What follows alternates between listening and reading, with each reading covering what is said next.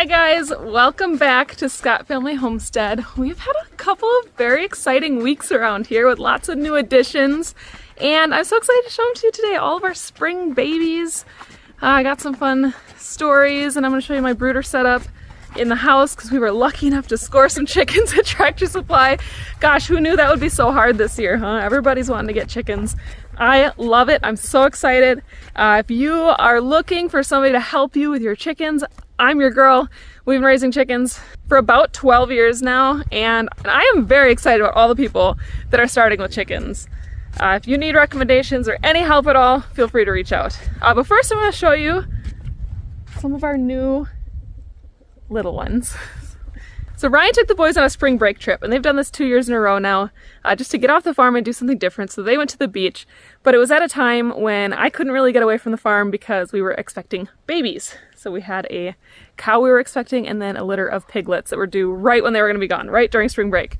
So I stayed home and watched the farm. Right before they left, somebody local to us had a calf that they were looking to sell as a bottle baby, and Ryan just couldn't resist. So we ended up with our first little bull here of the year. We named him Fennel. We call him Fen. So we're doing a spices and herbs theme. And he has been in the barn as a bottle baby this whole time. And today is his first day out because we welcomed our little Basil here. This is Hazel. We did a tree theme last year. If you haven't been following us for a while, we do themes each year so that we can keep track of who was born when, or when we got different animals. So we've got Hazel, which it just made sense to have Basil. That's her little bull calf, and he was born yesterday. So this has been a really interesting dynamic today because we had an issue last night with Basil.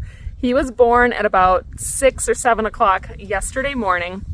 And then about 6 o'clock last night, I looked at the camera because we have a barnyard camera that watches this whole area, and I saw that he was outside of the fence. So that sent up some alarm bells. We got out here as fast as we could, but that video that I had seen that was recorded was about 20 minutes old. So we knew he had been out of the fence for about 20 minutes. So we started to panic a little bit. We came to this area. I'm going to show it to you here. So he had come out this side of the fence, and it is all really grassy and brushy, and it gets really wet over there. And then once you get beyond that, you get kind of where our other field is. There's a hill, and then there's other cows. So what ended up happening is he had gotten out, and we could not find him. We searched. It was about 6:30 when we came out, so we searched for about an hour.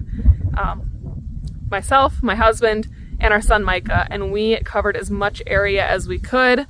We searched all along where these other cows are, back behind the pigs. This is all grassy and brushy, back into the woods back there, and then there's a creek. And so that was a concern for us because if he had gotten to the creek, I don't think that he would have tried to enter the creek for any reason, but you're also getting into predator area and like the water's flowing, and so we were starting to panic and it was getting dark. So we searched high and low. We got our headlamps on. Headlamps were burning out. We were getting stuff charged. Mama didn't really care. She wasn't really calling for him too much or anything. I know, Mama. So he didn't have a lot of encouragement to come back, but then the other cows, I think, had seen them over there because they were calling. They were making a bunch of noise, and we just could not find him. We almost called off the search because it was like 10:30, but I asked Ryan if he would check one more spot. I still had Savannah awake with me because bedtime was a nightmare. We had all this stuff going on. I still had Savannah with me, so I was sitting with her trying to get her to sleep, and I asked Ryan to check behind that other field and kind of walk this way, and he ended up finding him like right over here. He said it was about 20 yards into this brushy area and he was bedded down, but he had heard a lot of noise while he was out that sounded like a deer, and so we think that he was kind of moving this way as Ryan came this way. But anyways, we found him. It was, I don't even know, about 11 o'clock last night, and got him back in here and figured out that the fence had shorted out in the pig pen because they had pushed a bunch of hay against it. we got that dealt with, and now the fence is very hot and he's been hanging tight all day. So part of the interesting part of this is that we decided to bring Fen out today.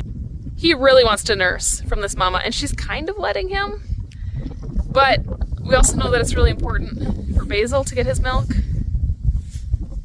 Right now she's kind of pushing him around. I think she's just not sure about it. And that's kind of an interesting conundrum, because the reason we put Fen out here is we thought, okay, he will help keep Basil in the fence. Like another calf around and another reason to kind of stick around, somebody to play with. And Fen was in the barn, and we thought it was about time for him to join outside too. So it seemed like a good idea, but now I'm not really sure about this. She's early enough in her lactation that she could take on another baby as if she had twins. But he's a little bit bigger, so that's an issue too. And he's probably taking more milk. So our plan right now, he's only been out here for a few hours. So our plan as of right now is to bring him in at night. He's motivated by his bottle, he loves them. We'll feed him a bottle, bring him into the barn at night, and then we will feed him a bottle in the morning, and then he can come out during the day.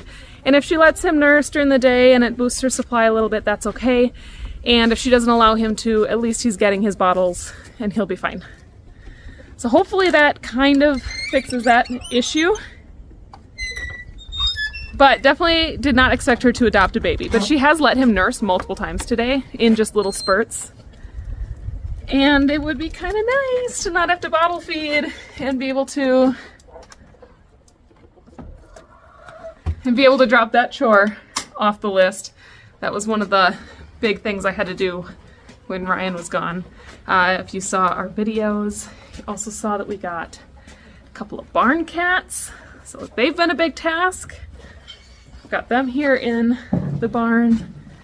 We were gonna keep them in here for 2 weeks, but they are still very skittish and nervous. So we're gonna keep them in here for a couple weeks longer. They really like their heated huts. And so we're just gonna let them have that for a little bit longer and see if that helps encourage them to stick around.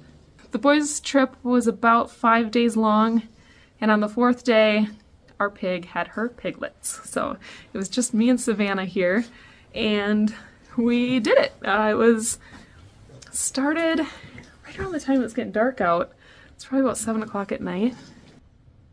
We already had Babette in her barn stall here, so she went into labor and I just kind of supervised, and she did great. This was her 3rd farrowing, so nothing new.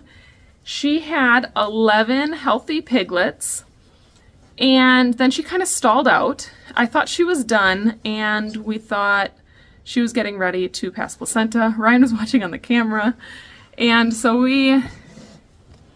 I took Savannah in so that she could get a snack and get warmed up because it was quite cold in here. And then when I came back out, she was passing placenta. Now pigs have 2 placentas. A lot of times they'll pass them both at the same time, and if it's been a while since they had a piglet, that's generally the sign that things are done. I did come out the next morning and found a stillborn piglet. Now at first I thought it was one of these piglets that had passed in the night, like she had rolled on it or something, but it turned out that it was actually a stuck piglet that had delivered after the placenta.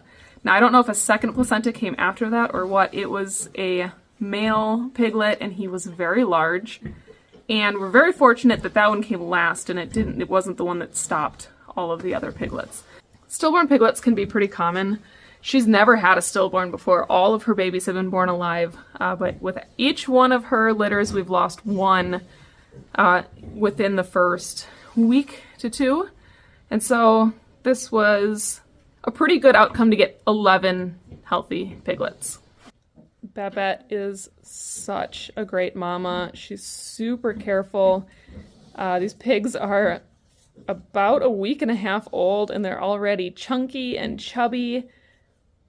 She is feeding them so well. The best mama pig we could ask for. We ended up with 4 males and 7 females of the ones that were all born alive. And these have been sold. We're going to keep just a couple for ourselves, but the rest of them are going to go to other homes. So Mama is a Tamworth and large black cross, and then the dad was a Hampshire. You see a lot of them have that Hampshire band. We've got a mix of the reddish color and the black. I just love them. They're so cute. Little chunky piglets. So I got really lucky and Mama did great. It was very easy. Even though I was here by myself, I was able to handle it and deliver piglets. It was a bit of a confidence booster too, to run the farm for 5 days by myself, including expecting babies and bottle calves and all the things. And so that was pretty exciting. Now we do have more pigs that are going to the butcher in May. And we decided to keep a couple of them as gilts, and we're actually going to breed them, but we did sell our boar. We're looking to get a new boar that's unrelated to these that are a few months old, so that we can breed Babette and the 2 of her daughters to a boar. If you know anybody, if you're in our area, I would love an old spot. I've been looking for a little bit for that at a not crazy price, but I'm also open to another Hampshire or even a Berkshire. And so hopefully we can get even just a piglet that's been born recently would work for what we're looking for. We're not going to breed them until they're ready to have piglets for next spring. I don't think we're going to do fall piglets this year. All right. Checking for eggs really quick. I know Ryan's already been in here. We're getting between 18 and 24 a day, and we had an egg eating problem, but it seems to be getting better because we are coming and getting eggs multiple times a day. I always joke that if you're going to get chickens, or if you're going to homestead, you should get jackets that have really big pockets, because you're never going to remember a basket and you're going to need to carry your eggs. Now let's go inside and I'm going to show you our brooder setup and our new chicks that I'm really excited about. And then that kind of wraps up all of our new babies. You guys have seen Pepper, I believe. She is our other lowline Angus cross that was born about a month ago. She's in the other field with her mama June and doing great, growing really, really well, and just loving life out there. Eventually we'll put all of these babies together and it'll be great. Just as a quick note, we're getting tons of eggs and I'm putting the farm stand out today. Starting this weekend, you'll be able to get eggs at the farm stand again if you are local. We are getting tons and tons of them and we'd love to share them with you. Our prices haven't changed, so it's still $4 a dozen, and there are discounts if you buy more than 1 dozen at a time. All right, we are inside now. This is our library, and I'm setting up a brooder in here. So we have a large brooder room in our barn when we get like 100 chickens at a time and when it's a little bit warmer. But if we're doing just a few chickens, which we got from Tractor Supply, we use this smaller brooder. So let me show you this brooder setup that we have when we're brooding just a few of them, or if we hatch out some of our chickens, or if we hatch out some eggs, we use this brooder. It's really nice just to have them in the house. So this is actually just an extra large tote. And then Ryan cut out the center of the lid. And on the back, he put some of this hardware cloth. We used the really tight knit 1/4-inch hardware cloth on here and just zip tied it.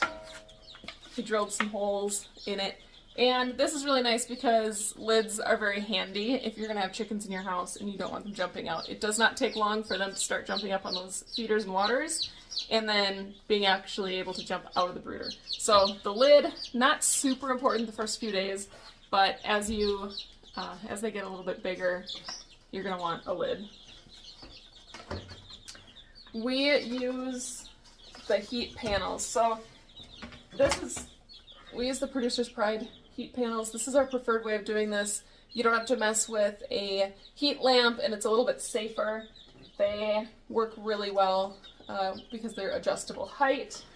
And in the small totes, they take up the whole thing, so it doesn't really work. So you do need the bigger tote if you're going to do this kind of heater. And it gives us just enough room on the side then for the food and the water. So they got plenty of space there. We do put one side of the panel lower than the other so they can get really close to the heat, or they can go where it's a little bit higher, and then they also have free space where they can get out from under the heat. We use just the regular old Tractor Supply feeders and waters with the jars. Now let me show you the chickens we got. We have gone into Tractor Supply probably half a dozen times or more to get chickens, and we went one time they had ducks, one time they had turkeys, and one time they had meat birds, and none of those we wanted. So we found out their schedule, and they actually get their chickens in on Mondays and Wednesdays, they said. So we went right away Wednesday morning. By 10 o'clock a.m. they were completely sold out. But we were able to get 12 little chickens, and I'm really excited about these because we hatch out a lot of our chickens, and so they are mixes, and we have a Easter egg or rooster. So a lot of our chickens lay green eggs, because even if they came from a brown egg-laying hen mixed with this Easter egger, the green wins out. So we are getting tons of green eggs and not a whole lot of other colors. So even though we are incubating a whole bunch of green eggs that will probably lead to green egg layers, I wanted to get some new variety. So we picked up 4 different types of chickens, and we got 3 of each. The first one is a white leghorn. These guys are like egg power horses. We had one many years ago, and she would lay double yolkers, but actually so often that she started to have prolapse problems because they lay really big eggs and every day with breaks during winter and molt and that sort of thing. But they're just cute little yellow chicks. They're a very slender bird. They're what you see a lot of times in egg-laying facilities with the white eggs. So we haven't had white eggs in 4 or 5 years probably. So we got 3 of these, and I'm really excited to finally have some white eggs again. It's been a really long time, and I know that they're very good layers. The other one I'm really excited about is these golden laced Wyandottes.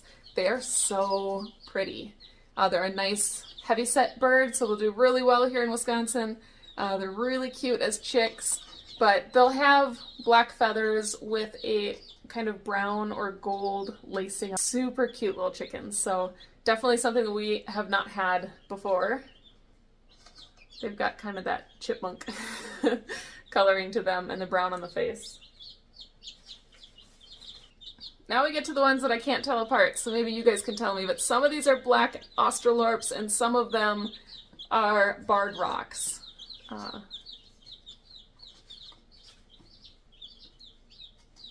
Both, I believe, lay like a medium brown egg. So we've got 3 of each of those. You can see one has more of the comb there. A little bit different shape. So we'll see as they get bigger, the barred rocks have that kind of black and white stripe, kind of like a Moran does. So very excited to add some new genes to our flock. It's always a good idea when you're hatching your own eggs that you add some new genetics in every once in a while. So we always try to buy something new. And I'm really excited about these guys. So this brooder is pretty full with 12 chickens in it. I don't know if you could do a whole lot more in this style, but they've got food and water, they've got a heater, and they are good to go for quite a while. Now we are getting a lot more chickens this year. We're getting about 250 Cornish cross split into a couple of groups, and then we are getting 100 Delaware chickens to start our dual purpose project over. If you followed us last year, we talked about our kind of failed dual purpose project. So this time we're trying a different breed. We're going to give the Delawares a try, and we're really excited about that. So they are coming later when it's a little bit warmer out. The Delawares are going to come, I think, in the middle of April, and then the Cornish cross don't come until May and July. And we're just doing that a little bit differently so that they can have warmer weather and hopefully grow a little bit bigger and better. So that kind of covers all of our new babies, our new spring babies here on the farm. It's been a very exciting time. Thank you so much for hanging out with me today, for following along and subscribing to our channel. We are very excited for what is to come, and I hope you will follow along. I'll catch you on the next one. Bye, guys.